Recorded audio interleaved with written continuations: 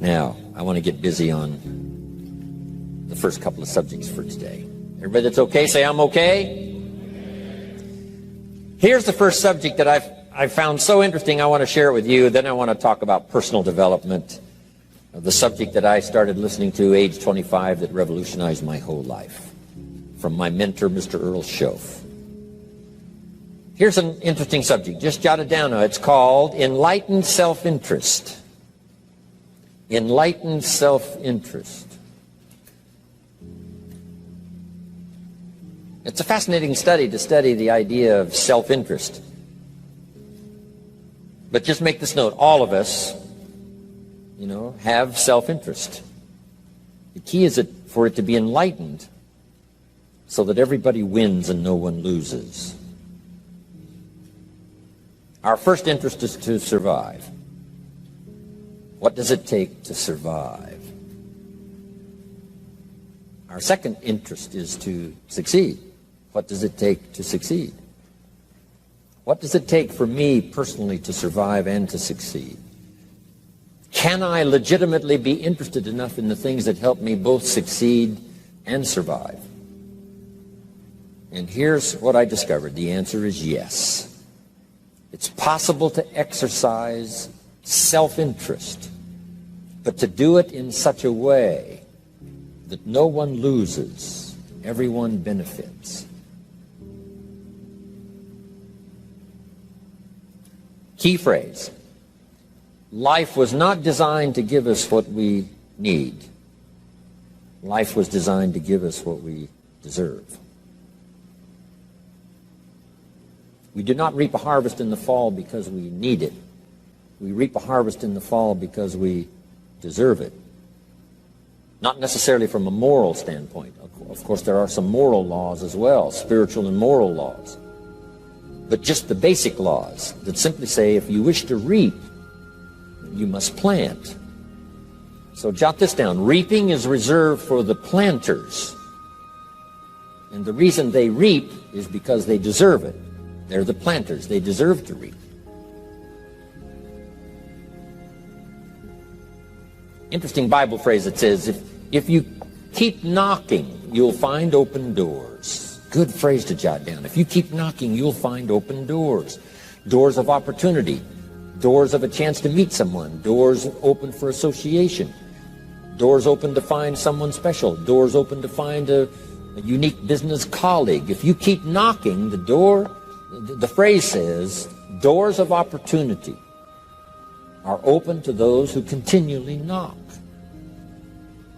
So we don't find open doors of opportunity because we need them. We find them because we deserve them. Only those who knock deserve to find an open door. But the promise is, if you continually knock, you'll find doors of opportunity.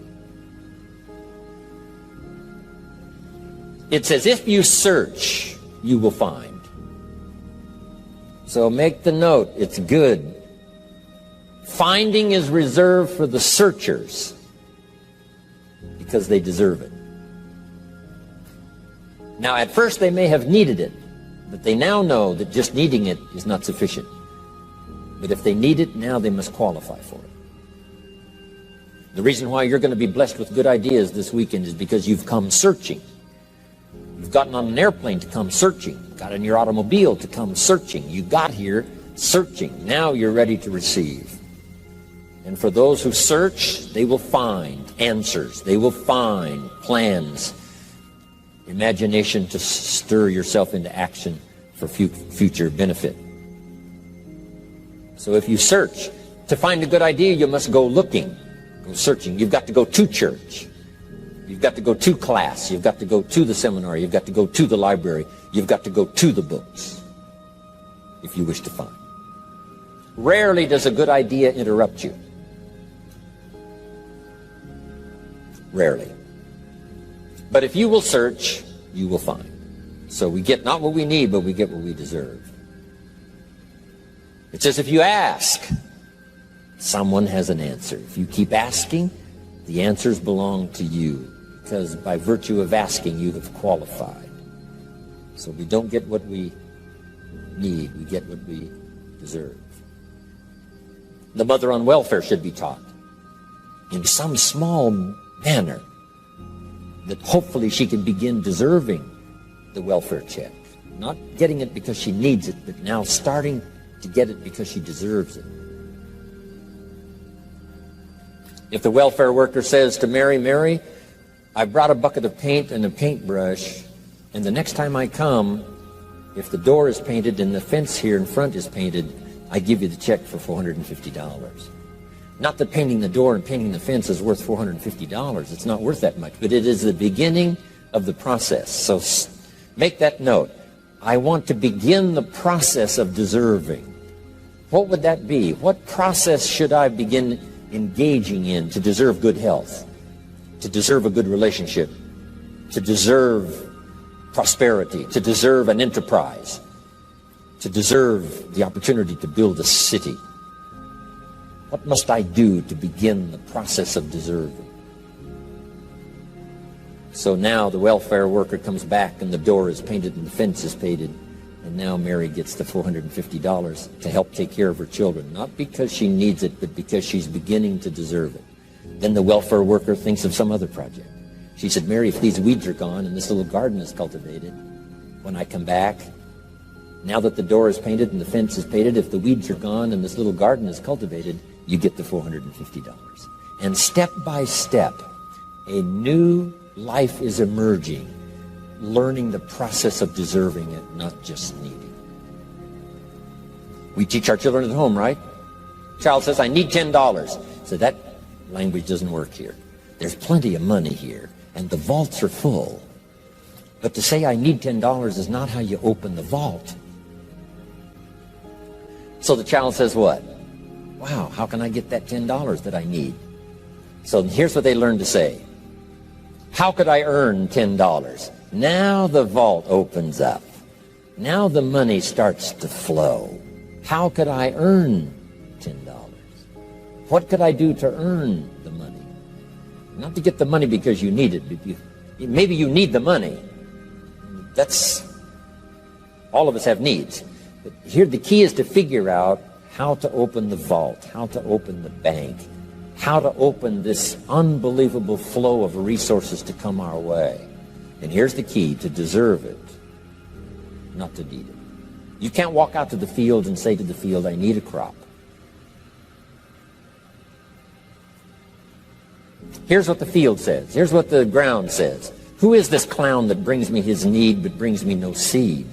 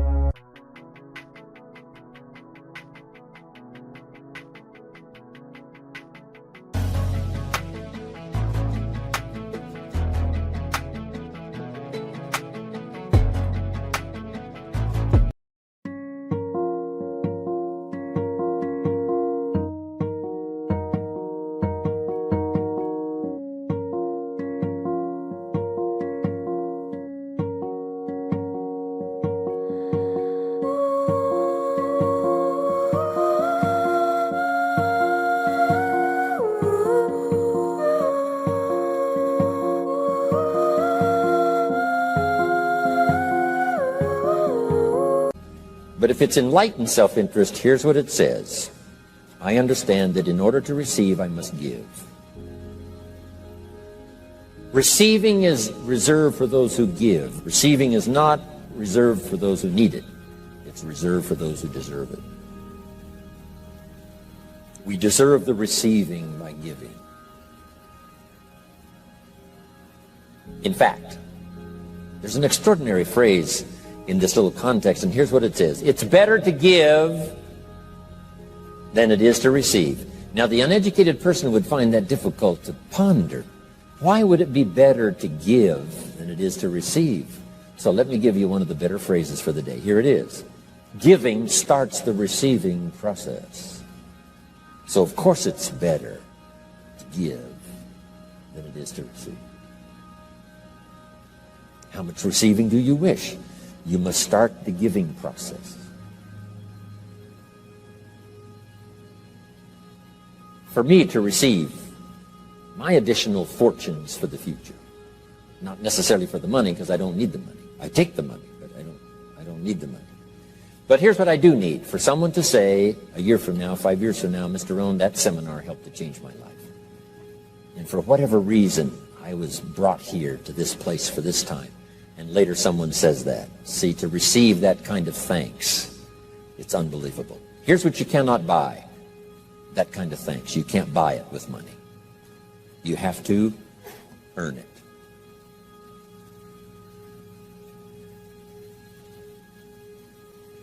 Now let's expand a little further now. That it's called the law of riches and wealth. In our own self-interest, if we wish to be rich and wealthy and prosperous and healthy and all the valuable things we can think of for the human experience, how could we get there? It's understanding the law of enlightened self-interest and the law of deserving. The question was asked in the Bible, how can we be great? What is the key to greatness? Great wealth, great return, great accolades, trophies to put on the mantle above the fireplace. How can we get great respect, great riches, great abundance for ourselves? How can we get that? And the answer was given, and here was the answer. Find a way to serve. Find a way to serve the many. So I paraphrase it to read this. Service to many leads to greatness. Service to many leads to greatness. Someone says, well, about the best I can do is take care of myself. That's okay. Self-care, has its own reward, but it's very limited. Somebody says, I can't be worried about other people's problems. I got enough problems of my own. That's okay. Self-defense is okay. Self-preservation is okay, but it has a very limited reward.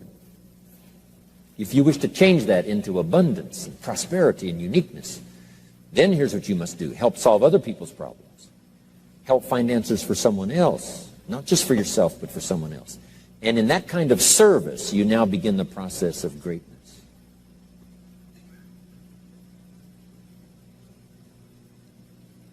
Someone asked the question, how can I be ruler over many? How could I manage a lot of people? How could I be the leader of a vast movement or enterprise? Here was the answer. Nothing wrong with that wish. We call that self-interest of the highest kind. Wishing to be the manager, the ruler, wishing to be presiding over many people. Here was the answer. Be faithful when the amounts are small. Be faithful when there's just a few. Be disciplined when there's only a few. That starts to entitle you to someday be ruler over many. You say, well, if I had a big organization, I'd really run it with a strong hand and I'd be a fabulous leader. But I've only got a few and I don't know where they are. See, that's not going to work. If you wish to preside over riches, you must start when the amounts are small. Someone says, oh, if I had a fortune, I'd really take good care of it. But I've only got a paycheck. I don't know where it goes. See, not knowing where it goes disqualifies you now for presiding over the fortune. We've all heard that, right? I don't know where it all goes. Did you ever hear that expression? Oh, we'd love to have you run the company. You don't know where it all goes. Somebody says, it just gets away from me. Oh, we'd love to have you run the world, right? It just gets away from you. Somebody says, it's only pennies and it's only a few. Here's where you begin to qualify for abundance and riches and greatness and respect, is to be disciplined when the amounts are small. Someone finds it unique, right, that this many people would come and hear what I've got to say for a whole weekend, but this is not where I started. I started with just a few, but I was so on fire with the few, trying to translate for them in my awkward ways back then what had happened to me. My life got changed, my income got changed, my health got changed, everything got changed for the better. And now I've lived the most extraordinary life. But it started with my passion for just a few, to translate for just the few. Someone says, well, there's just a few here. You know, does this meeting matter when there's only a few? And the answer is yes.